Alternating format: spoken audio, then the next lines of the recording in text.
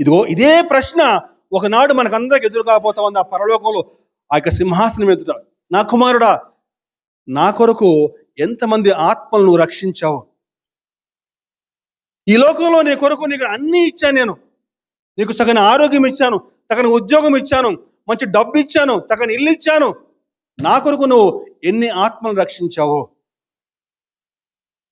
ఈ భూలోకంలో నా కొరకు నువ్వేం చేసావు అని చెప్పంటే ఈరోజు నీ సమాధానం ఏమై ఉంది? ఒక్కసారి వ్యక్తిగతంగా పరిశీలన చేసుకుందామండి.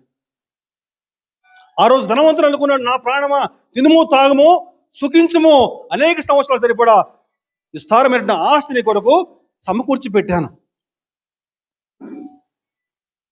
కానీ ప్రభు అంటున్నా, ఒరి వెర్రివాడా, ఈ రాత్రే నీ ప్రాణము అడుగుచున్నారు.